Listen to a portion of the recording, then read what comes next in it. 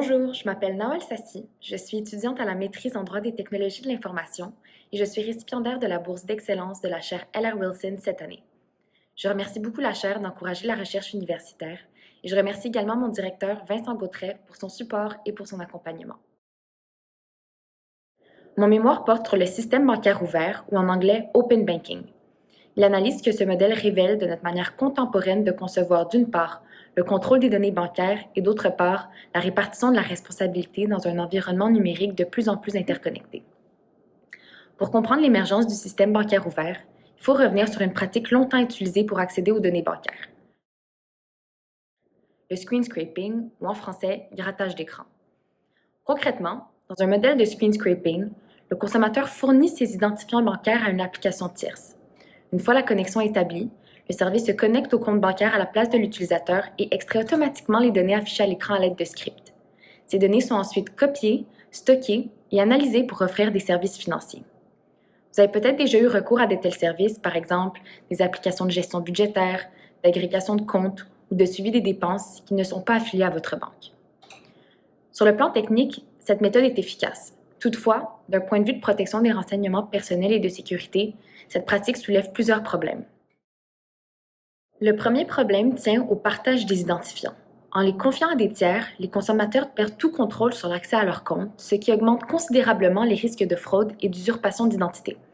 Les banques ont d'ailleurs soutenu que ce partage volontaire des identifiants pouvait entraîner la perte de certaines protections légales en cas de fraude, puisque la sécurité des systèmes repose précisément sur le caractère confidentiel de ces informations. Le screen scraping pose aussi un problème de gouvernance des données. Une fois les données extraites, les agrégateurs peuvent continuer à y accéder de façon périodique, même après la suppression de l'application, et ce souvent à l'insu des consommateurs. Sur le plan opérationnel des banques, le screen scraping complique également la gestion des risques bancaires. Les connexions automatisées effectuées par des agrégateurs depuis des emplacements multiples et à des moments variés perturbent les mécanismes de détection de fraude et nuisent directement à l'efficacité des stratégies de surveillance. Face aux limites du screen scraping, plusieurs juridictions ont cherché à institutionnaliser l'accès aux données bancaires par des interfaces sécurisées. Des cas d'open banking ont ainsi émergé un peu partout dans le monde, notamment au Royaume-Uni, en Australie et tout récemment au Canada. L'adoption de la loi sur les services bancaires axés sur les consommateurs, présentée par le projet de loi C-69 en 2024, marque une étape déterminante dans la mise en place du système bancaire ouvert au Canada. La loi établit un cadre juridique visant à encadrer le partage sécurisé des données financières, mais dans sa forme actuelle, elle se limite uniquement à poser les grands principes. C'est le projet de loi C-15 qui est présentement à l'étude, qui vise quant à lui à en préciser l'architecture opérationnelle, notamment en ce qui concerne l'accréditation, les mécanismes de gouvernance, la répartition de la responsabilité et la protection des renseignements personnels. C'est donc dans ce contexte que s'inscrit ma question de recherche. Dans quelle mesure est-ce que le système bancaire ouvert permet aux consommateurs d'exercer un contrôle effectif sur leurs données financières? Et est-ce que ces mécanismes de responsabilité prévus en cas d'atteinte aux renseignements sont suffisants pour assurer une protection adéquate des consommateurs compte tenu de la multiplicité des acteurs impliqués? Pour y répondre, le mémoire sera structuré en deux grandes parties. La première partie porte sur les fondements théoriques et conceptuels de la portabilité et du système bancaire ouvert.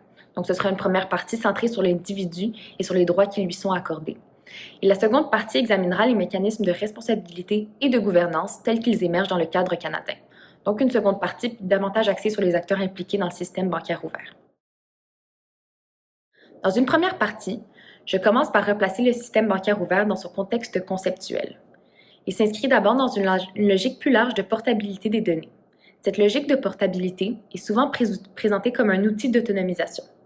En permettant aux consommateurs de transférer ses données financières vers des tiers, le système bancaire ouvert promet de faciliter la comparaison des services, de stimuler l'innovation et de rééquilibrer, du moins en partie, le rapport de force entre les institutions financières et les utilisateurs.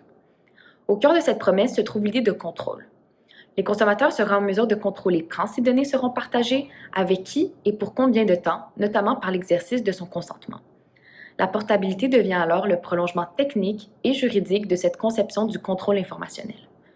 Mon mémoire tente toutefois de démontrer que cette conception repose sur une vision largement individualisée du contrôle qui présente des limites importantes dans un environnement numérique complexe. Même lorsque les données sont juridiquement portables, les conditions d'exercice de ce contrôle demeurent relativement restreintes. Plusieurs éléments peuvent contribuer à expliquer ces limites. D'abord, l'architecture du cadre juridique oriente la manière dont le contrôle est conçu et exercé. Par exemple, la portée des données visées par des mécanismes de portabilité, les fonctionnalités effectivement offertes par le système bancaire ouvert ou la diversité des acteurs autorisés à y participer influencent directement la capacité réelle des consommateurs à exercer un contrôle effectif sur leur renseignement.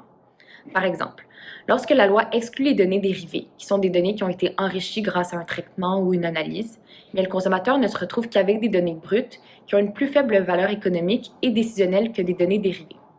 Un autre exemple serait lorsque la loi limite le système bancaire ouvert à un accès en lecture, qui permet de consulter ou de transférer des informations. Sans accès en écriture, lequel permettrait par exemple d'initier des opérations ou d'agir directement sur le compte, le contrôle exercé par le consommateur demeure nécessairement restreint. Pour ce qui est de la deuxième partie, elle explorera l'aspect responsabilité et protection des renseignements personnels. Je présenterai les mécanismes ex ante et ex post que la loi canadienne prévoit, notamment les exigences de consentement et les dispositions relatives à la répartition de la responsabilité. Je comparerai les mécanismes canadiens au régime britannique et australien afin de déterminer sous quel régime le consommateur jouit d'une meilleure protection. Je ferai également l'analyse des lois canadiennes qui pourraient potentiellement interagir avec la loi sur les services bancaires ouverts afin de déterminer leur compatibilité ou leur conflit, toujours en matière de protection des renseignements personnels et de responsabilité. Bref, en analysant le système bancaire ouvert, ce mémoire a pour objectif de nourrir les débats sur la conception des cadres de protection des données financières en évaluant si les mécanismes actuels permettent d'éviter ou au contraire accentuent le transfert excessif des risques vers les consommateurs.